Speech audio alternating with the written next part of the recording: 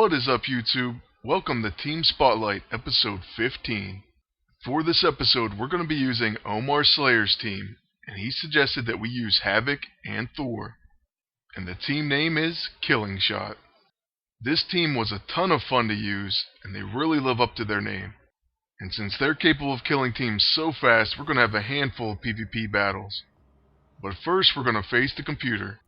For most battles, we're going to start out with Havok's level 6 Plasma Spheres.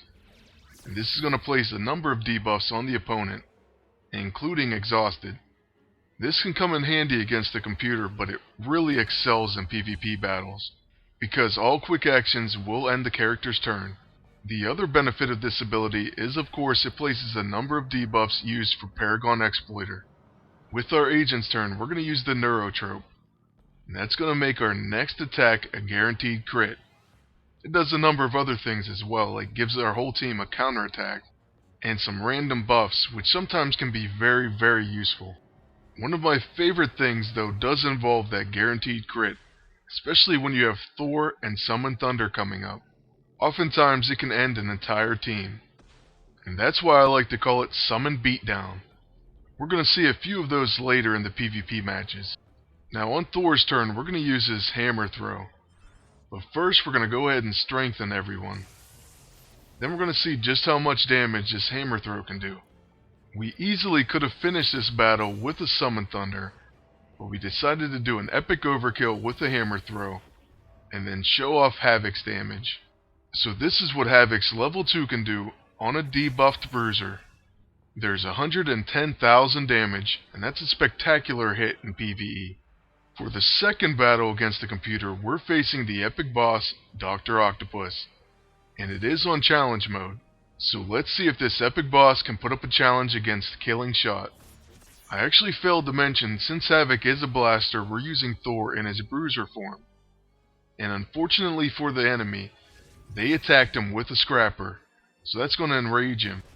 I'm used to using the blaster version of Thor, but I have to say, if you get an enraged bruiser, you're going to do incredible damage.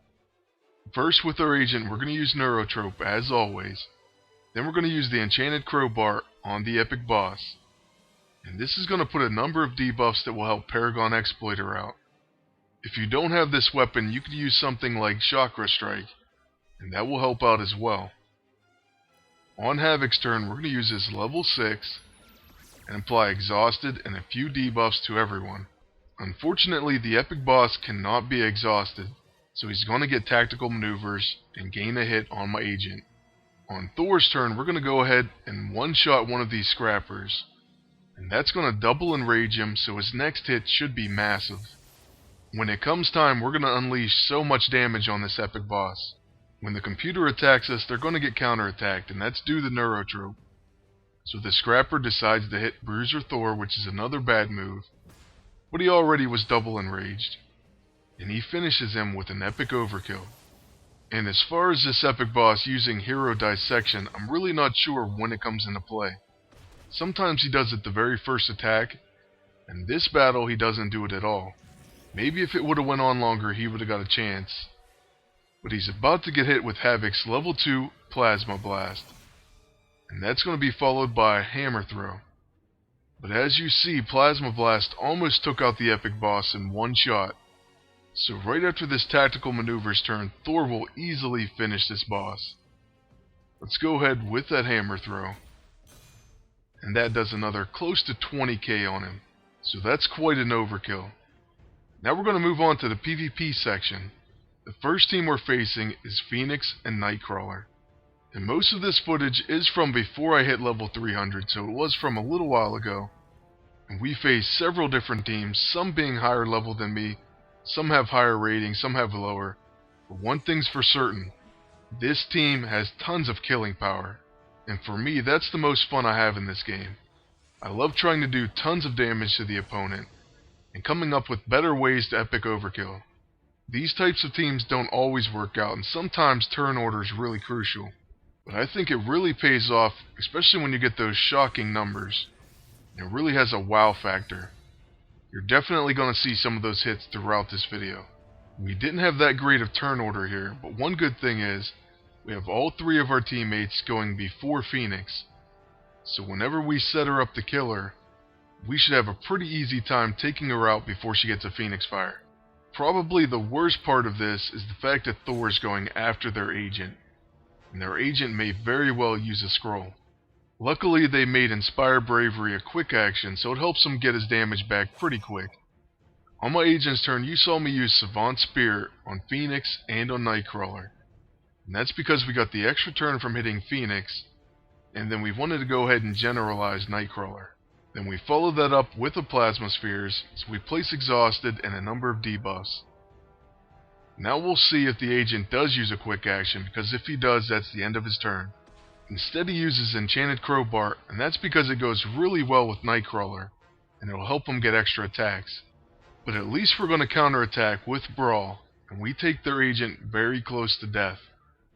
Now on Thor's turn, we have to be wary, and that's because Phoenix has the next turn, and if we hit anyone right here, she'll probably get Death and Rebirth and then be able to use Phoenix Fire. So we're going to make a decision that kind of pains me to do, and that's we're going to have to go ahead and recharge. If we would have used his level 2 on Nightcrawler, we might not have killed him, but there is a good chance that we would have taken Nightcrawler down. So we just can't risk it. But after seeing Phoenix use Mind Link, that was another thought that went through her head. The fact that she was exhausted and she may use Mind Link. But really it wasn't worth the risk. It was definitely best that we went ahead and passed. But now with Havok's turn, we're deciding whether we should use Plasma Spheres or not.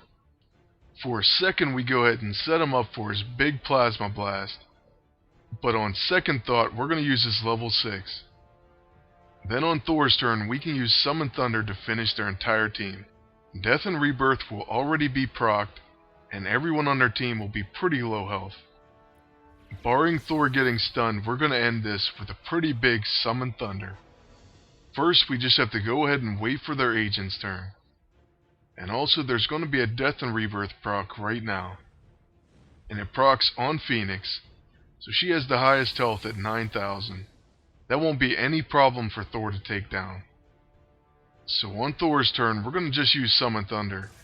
And we could have made it even bigger if we used Inspire Bravery, which I kind of wish we did in retrospect. But trust me, we won't make that same mistake again. In this battle, we're going against Omega Sentinel and Iron Patriot, and they get the first 2 turns. On top of that, Iron Patriot is a tactician, so this is a pretty scary turn order. We do have a shield from the Savant Spear, and that's to help stop some of that early turn damage, especially against someone like Iron Patriot or Quicksilver. As you can see, our agent's pretty hurt already, and Iron Patriot could finish him off. He's also going with a full overcharge, so it may be a 21 gun salute to start. And that's exactly what's happening. So here's a 21 gun salute, and we haven't even got a turn yet. Also, Havok's the last person to act, so this is kind of scary right now. We're just hoping to make it to Thor's turn, because at least Omega Sentinel did attack everyone when she was a scrapper, so he is enraged. Also, they don't have Phoenix, so there's no Resurrect to worry about. I can hopefully take someone out. As far as my agent, he's going to die to dots, so we're not even going to get a turn with him. So on to Thor's turn. Let's see how much damage we can do. So when we target the enemy, it looks like he can take them completely out by himself with 1 Summon Thunder. But we're going to go ahead and Inspire Bravery just in case. Now this Summon Thunder that's coming up is definitely a Summon Beatdown. In fact, it may be the highest Summon Thunder I've ever done. So there you see the massive damage done to the entire team, and Thor wins it by himself. This third PvP battle is against a really tough opponent.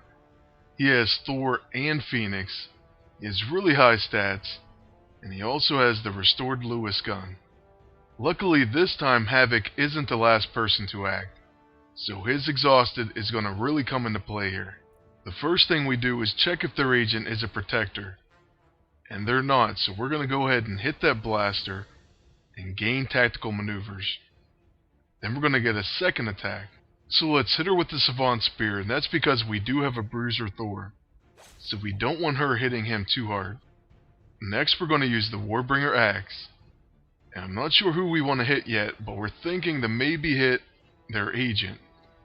So let's go ahead and hit their agent with the axe. And we'll see how much damage we do. That's not too bad for a first hit. But now on their agent's turn, we're fully expecting them to use the Lewis machine gun. But first they use the arc reactor charge. Then they're going to follow that up with the Warbringer axe instead. And they don't do much damage at all, but they did have to break my shield. Now on Thor's turn, we're going to use Summon Thunder. We pretty much want to do as much damage as possible to their entire team. It would be extra nice if we could take Phoenix down and make her use Death and Rebirth just before Havok's turn. So we're going to go ahead and use Inspire Bravery first. Now here goes a really big Summon Thunder. Not quite like the last one, but it's enough to take their agent and Phoenix down to 0. So they're going to proc Death and Rebirth, and Havok got Uncanny Coordination, so he's going to get 2 attacks, so why not start with Plasma Spheres? Now we're able to take the biggest hit possible on Thor. So let's go ahead and hit him with that Plasma Blast. First we start with Channel Energy, and then we go ahead and use his level 2. And this is going to do some amazing damage, so you might not want to blink here. There it is, 253,000 damage to Thor. Now we're moving on to what I believe is the last battle of the episode. It's against Juggernaut and Phoenix. They kind of made that mistake again of using a Blaster Phoenix. If you want my advice, use the Infiltrator White Crown. If not, use the P5 Tactician, that is if you have her. Even if you want to use an Infiltrator armor on your agent, it's just really not worth the risk to use a blaster.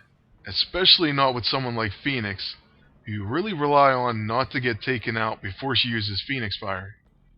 But here we are with our Tactician agent. We're going to hit her with the Savant Spear. Then we get a second hit, so we're going to go ahead and use the Savant Spear on their agent. And that's because we don't want him to Combat Reflex counterattack us. He does proc the Legion Blow, so that means he has the Sorcerer Scepter, and he will be counterattacking with that. You also can see he has the Sinister Scepter, so most likely he's going to try to go into Astral Form. And if you're like me, you do hate Astral Form, so we're going to try to stop him before he uses that Scepter. We have Thor and Havok going back to back, unless Thor is stunned right here. And he unfortunately was, so we have Havok going. And we're going to use Plasma Spheres.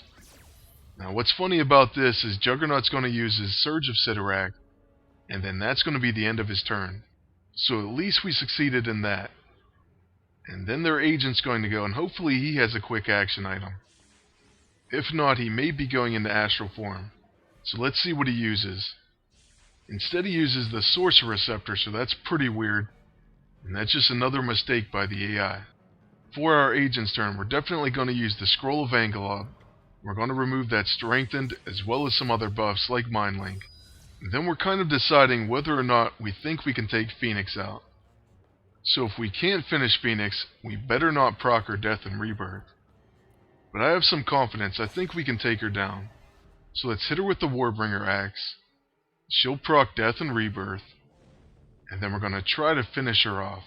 And this is one of the reasons why you don't use the blaster version, because I'm able to finish her with my agent and 2 attacks. On Thor's turn, we're going to use Inspire Bravery, and then we could use Summon Thunder and probably finish both of these characters, but instead we're going to use a Hammer Throw and leave Juggernaut to Havok. Thor's Hammer Throw did about 56,000 damage to their agent, and now with Havok we're going to use first Plasma Spheres, and that's because he got an extra attack, and it's pretty amazing when he gets that second attack and gets to set himself up. So here comes another amazing finish, and a perfect finish to the video, from the team Killing Shot. A Plasma Wave for 262,000 damage. Well, that's going to be it for this video. I really hope you enjoyed the episode. Thank you all very much for watching. And if you liked the video, go ahead and leave a rating. Also, please feel free to comment. And if you haven't already done so, please go ahead and subscribe. Until next time, take care and good luck.